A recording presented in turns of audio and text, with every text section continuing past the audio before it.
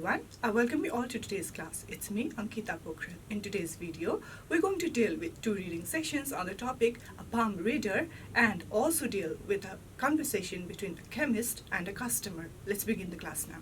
So let's begin with the reading part, a palm reader. A few years ago, while I was on holiday in the Himalayas, I stopped for the night in a small village. It was a poor place and there was no proper hotel, but the owner of a restaurant offered me a bed for the night. "Please wait here," he said, pointing to a table just outside his restaurant while I prepare your room.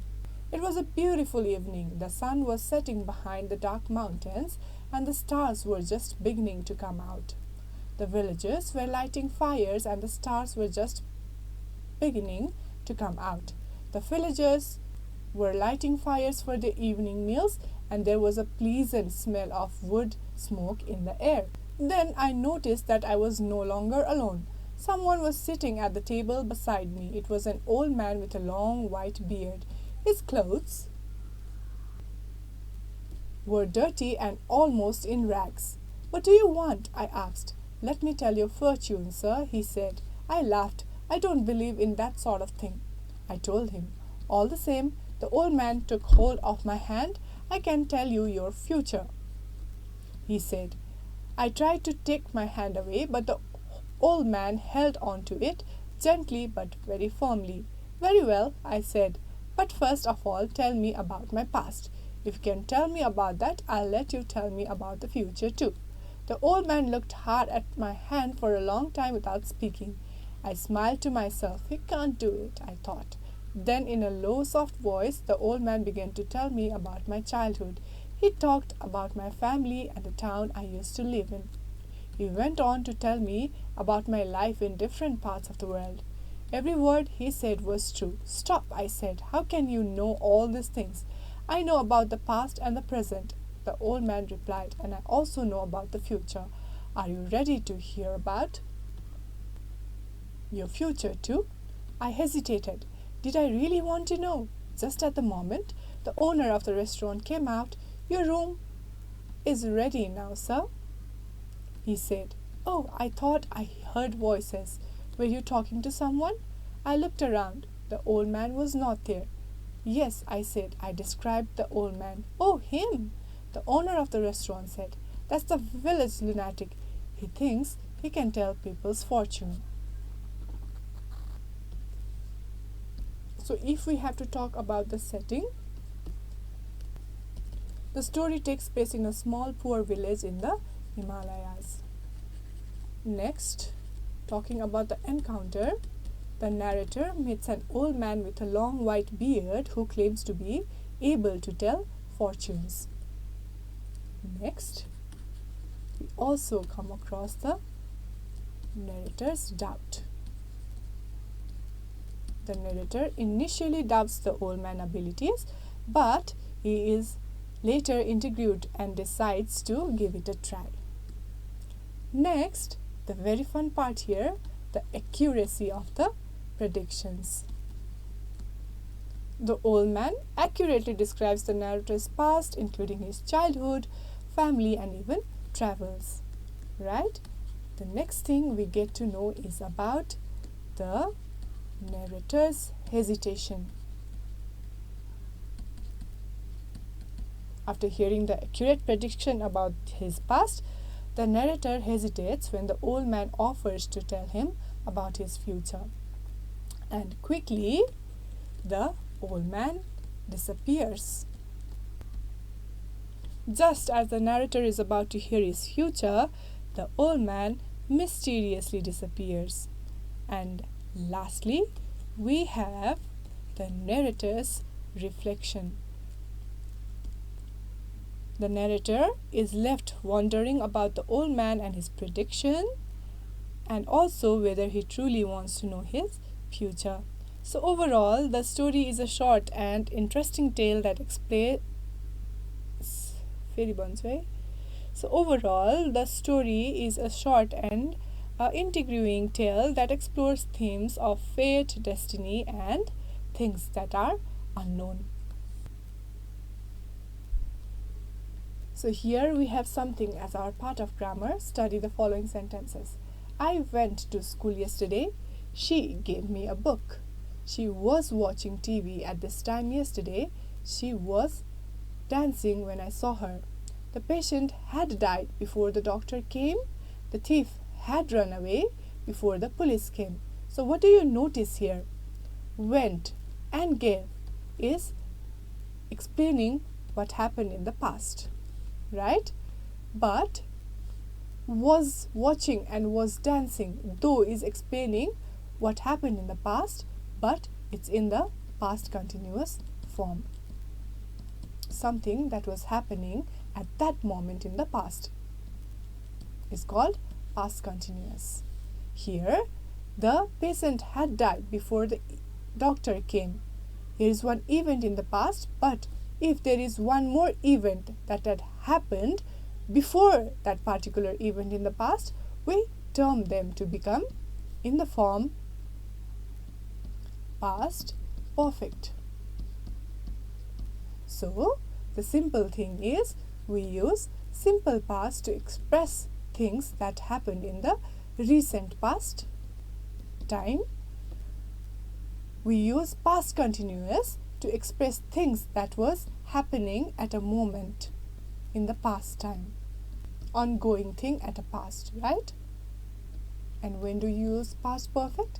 To explain things that had happened before an event had occurred in the past. So this is what the sentences are referring to. Let's try underlining the verbs in the following sentences. So as you know, verbs are the action words. Let's try underlining the verbs. My father was cooking rice. Cooking. They built the hospital 2 years ago. Built. My mother was preparing breakfast when I called her. Preparing. The bus had already left the station. Left. We went to the cinema last night. Went. My mother had written many books. Written. Columbus discovered America on August 3, 1492.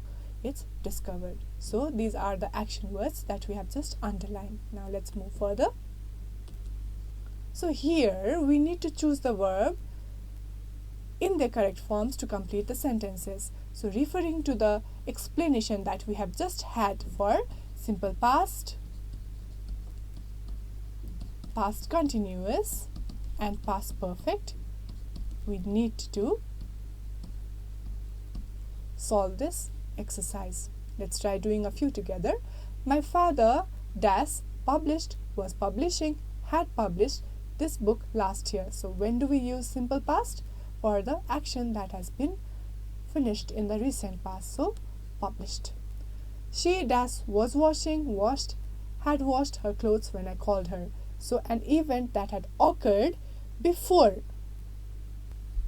any action is to be used as past perfect, but when something is ongoing at a particular time in the past, we use past continuous. So what do you think fits here in number B? So we write was washing, as was washing is the past continuous tense used to describe an ongoing action in the past when another action interrupted it. It's not finished, right? Was washing. I had already finished, was already finishing, already finished my work when my friends came to meet me. What do you use for the things that is used to describe an action that was completed before another action in the past? Yes, it's had already finished. So remembering the things about simple past, which is used for completed actions in the past. Past continuous is used for ongoing actions in the past, and past perfect is used for actions that were completed before another past action. You need to do these exercises as your assignment again. Now let's read a conversation between a customer and a chemist. Customer: good afternoon, can you make up this prescription? Chemist: I wonder if you could come back at 3 o'clock, sir. I'll keep the whole thing ready. Customer: I'm afraid I can't wait till 3. My wife has a stomach ache. Why don't you give me these drugs now? Chemist: All right, I will. It might still take me about half an hour to make it up. You could take your seat there and wait. Customer, I'd rather go home and come back later. Chemist, as you wish, but let me first look at the whole prescription. I want to make sure that I have all the drugs. Oh, I'm sorry. This one at number 3 is not available. In fact, it's been out of stock in the whole market for quite some time. Bother! What do I do now? What about giving me another drug with the same formula? Well, I do have another one, but I can't sell any drug without a doctor's prescription. Even in an emergency? I'm sorry, under no circumstances. But if I were you, I'd ring up the doctor and ask him about an alternative. You could use my telephone. Yes, that's a good idea. Thank you so much. I'll call him right away.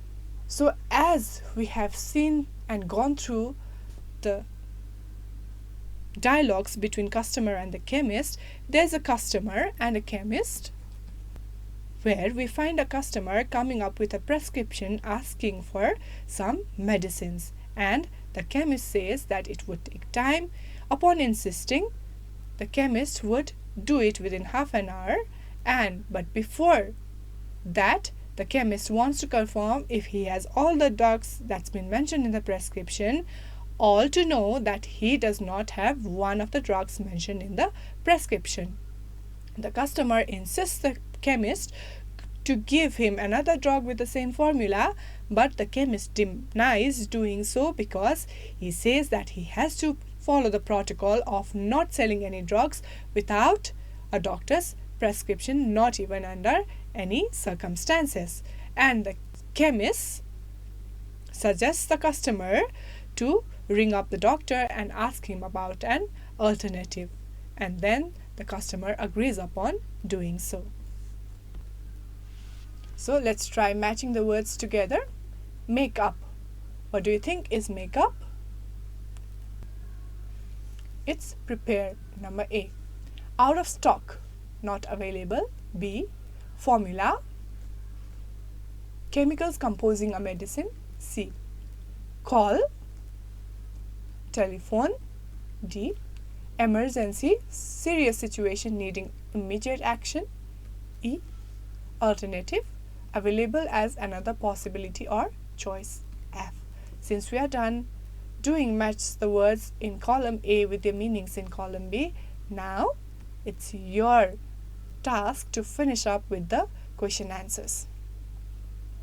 How did your class go today? If you have any suggestions or feedback, feel free to reach out to us at learning@dearwalk.edu.np. See you in the next class with another lesson. Thank you.